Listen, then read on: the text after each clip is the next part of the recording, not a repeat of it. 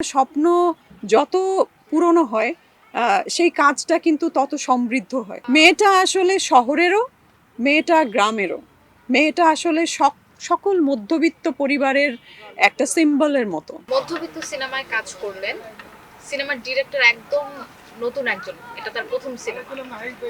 তো কি ভেবে আসলে আপনি তাকে হ্যাঁ বলেছিলেন? মধ্যবিত্তর যিনি ডিরেক্টর, হ্যাঁ উনি ডিরেক্টর হিসেবে নতুন, কিন্তু তার স্বপ্নটা অনেক পুরনো ছিল।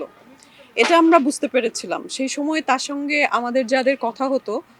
সেই সময় এই বিষয়টা আমরা বুঝতে পেরেছিলাম যে তার এই স্বপ্নটা কিন্তু নতুন না, অনেক পুরনো। তো মানুষ আসলে স্বপ্ন যত পুরনো হয় সেই কাজটা কিন্তু তত সমৃদ্ধ হয়।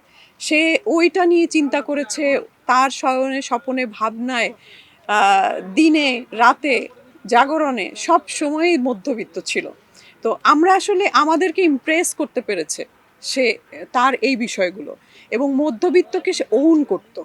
হ্যাঁ, এবং সে এমনভাবে স্টোরিগুলো বলতো যে আমরা দেখতে পেতাম যে আসলে স্টোরিটা কেমন। তো সেখানে যখন আমাকে বলল যে রানু চরিত্র, রানু হচ্ছে মধ্যবিত্তের, বলা যায় যে one of the main character.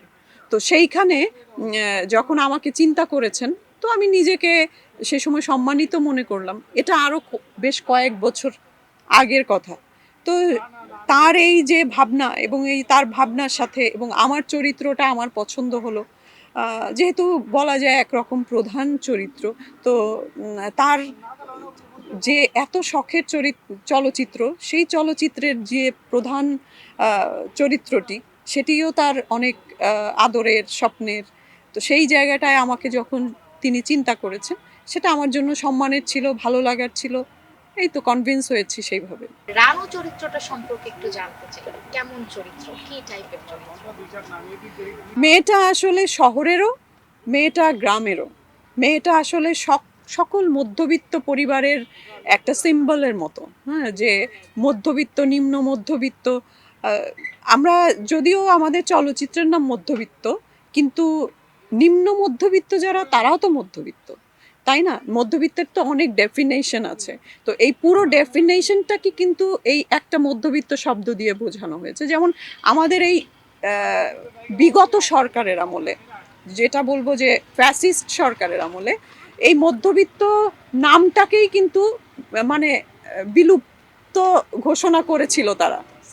Sensor আটকে দিয়েছিল, 1 বছর সেন্সরে আটকে ছিল, এবং মধ্যবিত্ত নামটা বাতিল করার জন্য তারা বলেছিল। ডিরেক্টর সে তার জায়গায় অনড় ছিল যে না, নাম পরিবর্তন করা যাবে না, কারণ আমরা এই নাম নিয়ে অনেকখানি এগিয়েছি। যদিও যখন এই চলচ্চিত্রের কাজ শুরু হয়নি, তারপরও কিন্তু বহু মানুষ জেনেছে যে মধ্যবিত্ত নামে একটি চলচ্চিত্র আসছে, এবং একজন ডিরেক্টর যার তেমন কোনো পুঁজি নেই, শুধুমাত্র আন্তরিকতা এবং ব্যক্তিগত ইচ্ছা এবং একটা স্বপ্ন আছে, পুঁজি। সেই স্বপ্ন এবং ব্যক্তিগত ইচ্ছা নিয়েই কিন্তু ডিরেক্টর এগিয়েছে। তো এই মধ্যবিত্ত নামটা নিয়ে তো আমরা অনেক দূর এগিয়েছি, তো সেই নামটা তো বাদ দেওয়া যাবে না এনি হাউ। সেই চেষ্টাটা তিনি করেছেন, এবং মধ্যবিত্ত নামই বজায় থেকেছে। এটা খুবই আনন্দের বিষয়, কিন্তু একেবারে মধ্যবিত্ত নাম বাদ না দিলে এটা সেন্সর দেয়া যাবে না, এরকমই একটা পরিস্থিতির ভেতরে কিন্তু এসছিল। তো সেই জায়গা থেকে আমরা মুক্ত হয়েছি। হ্যাঁ, আমরা আসলে দেশটাও আমাদের মুক্ত হয়েছে, আমরাও স্বাধীন হয়েছি। স্বাধীন পরাধীন দেশের সর্বশেষ সেন্সর প্রাপ্ত চলচ্চিত্র হচ্ছে মধ্যবিত্ত, এবং সেই মধ্যবিত্তকে সেন্সর পাওয়াতে যে ডিরেক্টর এবং সংশ্লিষ্ট যারা আছে, তাদের সবাইকে বহুত বেগ পেতে হয়েছে। সাথে সাথে আমাদের চলচ্চিত্রটাও এই নতুন স্বাধীনতার সূর্য কিন্তু উপভোগ করছে। এটা বাড়তি আনন্দের বিষয় আমাদের জন্য আসলে।